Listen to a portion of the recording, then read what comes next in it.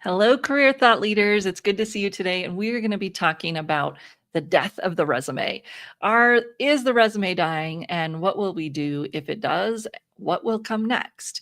So, this is an interesting topic that we have over and over and over again. But this time we're having some new ideas come in terms of what might cause the death of the resume. So, go ahead and drop a note into the chat. What do you think? Is the resume dying or not?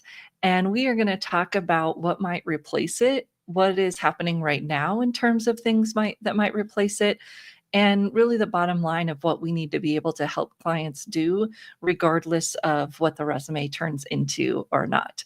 So look forward to chatting with you and thinking about what is next for the resume and how do we prepare for that. So here's the deal. I found a fun visual, a new article. Someone had the little RIP headstone for the resume and that it was going to die in 2025.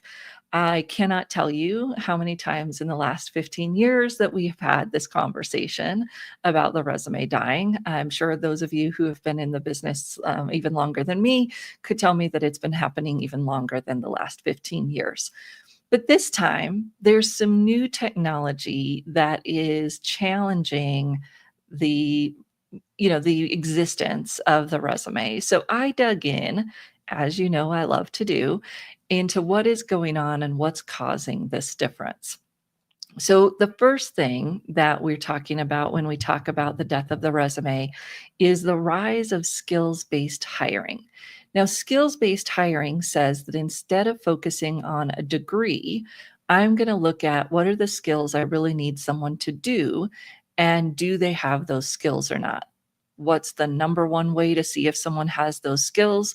The experience that they've done before and the skills that they've used while they were doing that experience. So the challenge with many of our clients and even some of the resume writers and coaches that I talk to is they hear skills-based hiring and they go, ooh, that means I don't have to have the specific experience that someone's looking for as long as I can show the skills.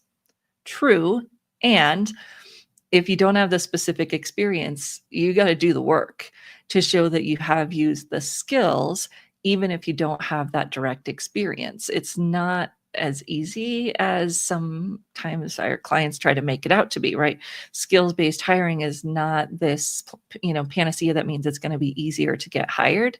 It simply means that instead of having to have an engineering degree, you have to show engineering experience, although that's kind of a bad example because it's less likely to happen in some types of technical roles, although it might be easier for it to happen in others. We're going to look at a little graph on that here in just a second. Skills-based hiring. Somewhere around 80% of companies say they're adopting skills-based hiring. What I hear from recruiters is that means some things to some companies and some to others. It doesn't always mean that they're actually moving towards that description I just provided. But one survey showed that 90% of the hires that came from skills-based scored better, performed better than the hires that came from credential-based hiring. So do you have these degrees? Now, I don't think anybody's really doing either or. A lot of it is an and. We'd love to see the degree and the experience, right? That's ideal, and those are the candidates who are doing the best in getting hired and in performance is both. And so I want to be careful for our young people. This isn't meaning you don't have to have a degree, because a degree is one of the places where you start to get the experience, the skills that you need to show on a skills-based resume. So let's not go too far down that road of not needing the degree, because how else are you going to get the experience skills a lot of times? Keep saying experience because I actually think they most of the time they really mean experience-based hiring rather than skills-based hiring, because they're hiring people that have experience using the skills. But I digress. Hi, Valerie. You're going to be happy. We're going to be talking about personal branding today and why it's so important. Hi, Toby. Good to see you. Thanks for joining us. So here's the thing. Employers are shifting towards this skills-based hiring versus credential or degree-based hiring. Again, that doesn't mean I still am not going to favor someone with a degree, but I'm doing the main qualification based on those skills. Hi, Jane. Jane, good to see you. Thanks for joining us. Feel free to drop your thoughts on the death of the resume as we go through here. So, as the shift happens towards skills based hiring, what companies are doing are they're using these assessment platforms as part of the process. I'm going to say that as part of the process.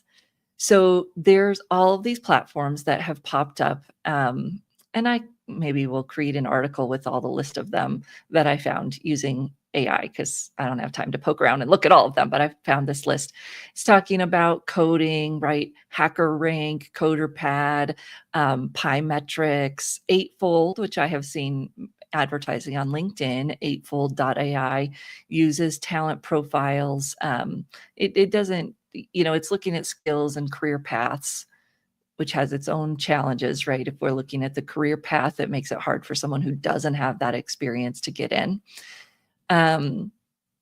Gloat kind of pulls the skills from an existing employee, and Jillian in Australia, Jillian Kelly actually introduced us to Gloat a few years ago in a Tech Jam session. And Visi, which is an interesting one that creates profiles with assessments. So what they're doing is they're saying, okay, we're going to create an assessment that then is going to build a profile for a job seeker based on their results, their performance in this assessment as part of the process. So I did a little digging, like, is this actually replacing resumes? And the overarching answer is no, it's not replacing resumes. It's just adding a piece to the process. So my candidates are now going through these assessments. That might be the first round of filtering out is how you score on the assessment. But then for most companies, they're still asking for a resume next. So that because it's not all about skills, right? Skills is one piece of it, but I also want to know, where have you had this experience? What types of companies, what types of situations, what types of projects? And most of that people are still getting from a resume.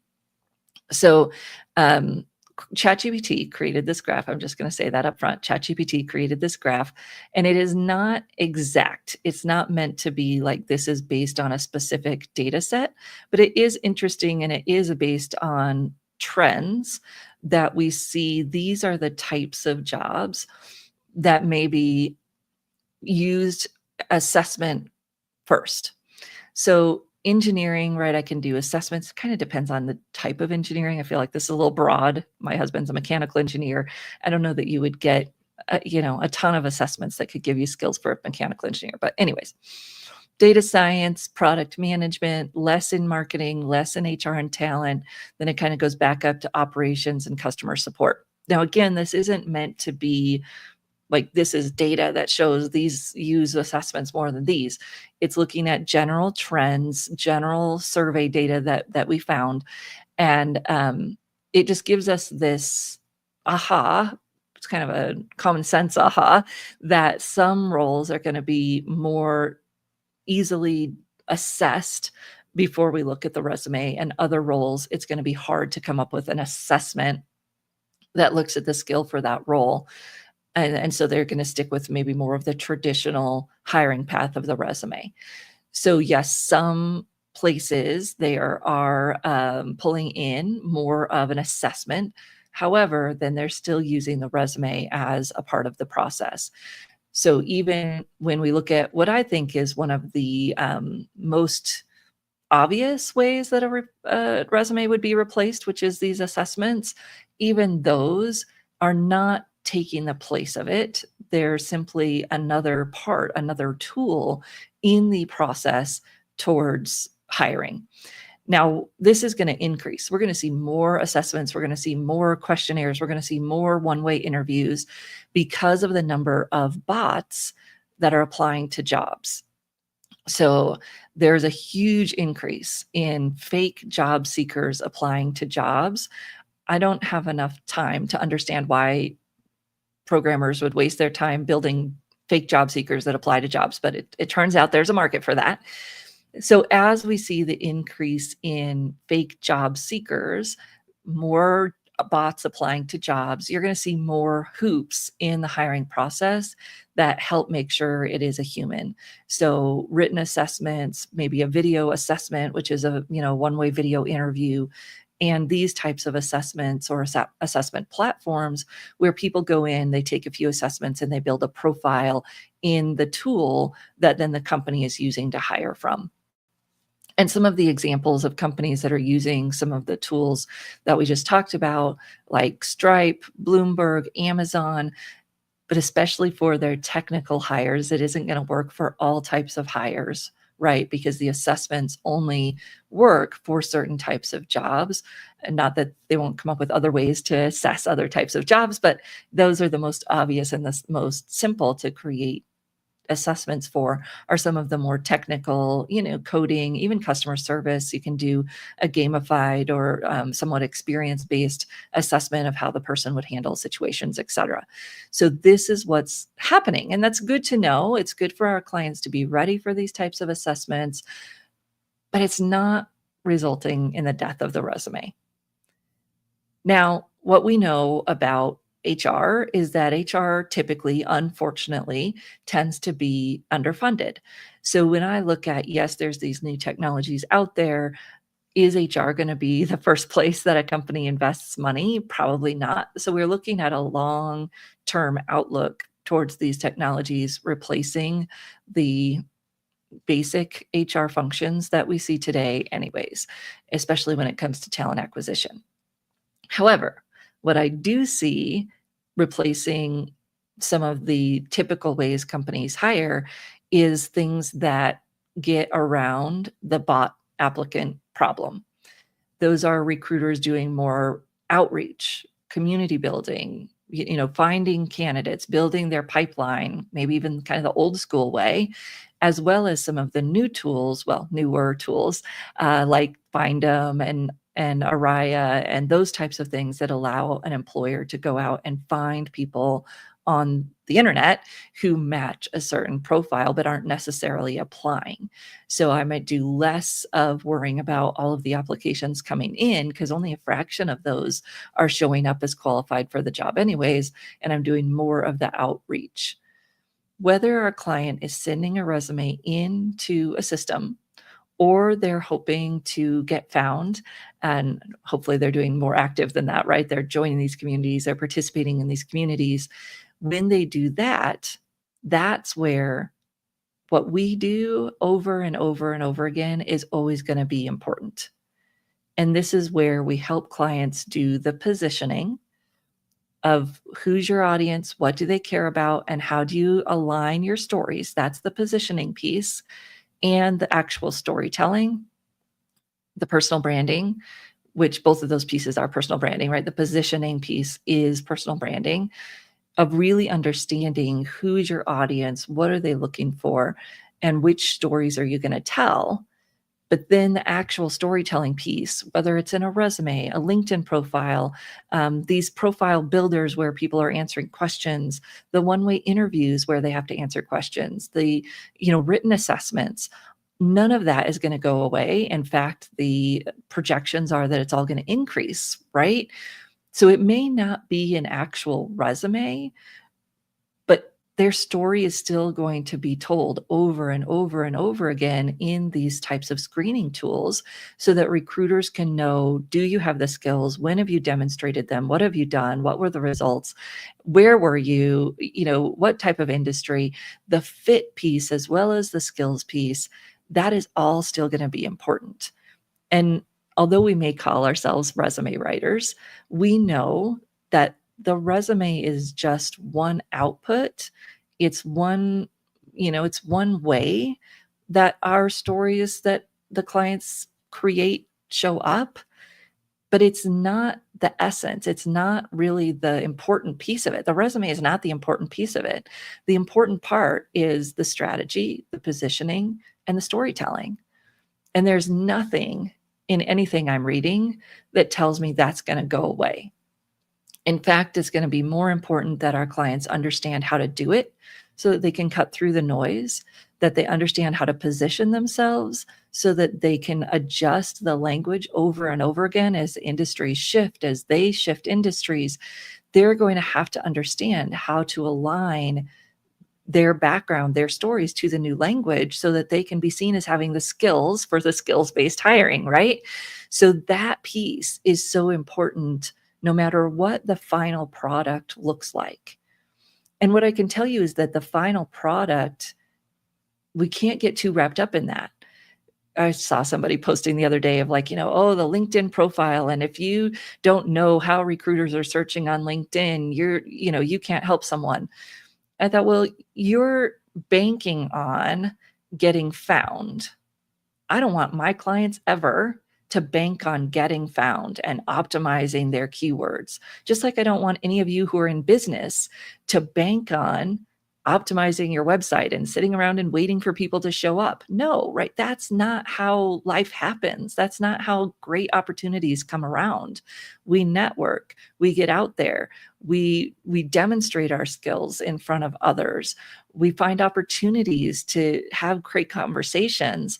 That's how opportunities exist, right? I don't know about you all, but I'm guessing that most of our client business, great job opportunities have not come from randomly optimizing a document or a profile or a website. No, they come from relationships. And so, yes, it's important that you do the positioning, you tell the stories, and you have a strong optimized profile and resume. But that's like this piece of it, right? That's why most people in job search are frustrated, is because that's where their focus is. Instead of the relationships, the opportunity creation, the getting out there and making it happen, which is where 90% of the opportunities or more actually come from. And that's the piece that we as resume writers might be helping them set the stage to be able to get out there and do that. But then our personal brand strategists, our coaches, we are helping people take it that 90% further, which is going out there and making the relationships, getting engaged in communities so that they can tell their stories to real humans instead of waiting for those humans to come and read them on a document or on a website. And so that's what we're focused on, right? Yes, you need the stories, but you need the stories not just for the story's sake or the keyword sake. You need the stories so that you emanate from, that's the wrong word, but you know what I mean. Like from inside out, you match, you fit, you tell the stories that matter, you use a language that connects. And no matter where you show up, online, offline, right?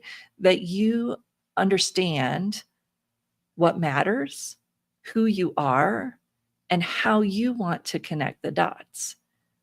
That process starts with the resume, but if it ends there, you've got way bigger problems than keywords not matching in a resume. And that is what we do, right? That's the work that you all do. And as I listen to job seekers being frustrated today, and I understand it's not easy, like even if you did everything right, it's not easy. And we have to help people understand that sitting behind the computer and optimizing their profile and their resume is 10%. That's 10%. How do we help them get out and tell those stories in more ways, even online? Because if they're looking to get found, it can't just be their profile. It can't just be their resume. It's got to be the engagement that they're having in that community, in that industry, to really show that they are a fit and to get people to see their skills beyond what might be listed on even the most perfect of resumes. So we are having a session this coming up Friday talking about this idea of a career change resume. And I just want to emphasize that, yes, we're going to be talking about specific resumes. We're going to have some resume examples, but this session is really going to be focused on how do you help people take out the stories that matter, tell those stories, and then communicate them in a language that connects. And I've just heard so many people struggling with that connection, the process. So that's where we're going to focus. You're going to see some examples of how it happens. We're going to dig into like the 10-page federal resume and what do you do with this and how do you move forward with it?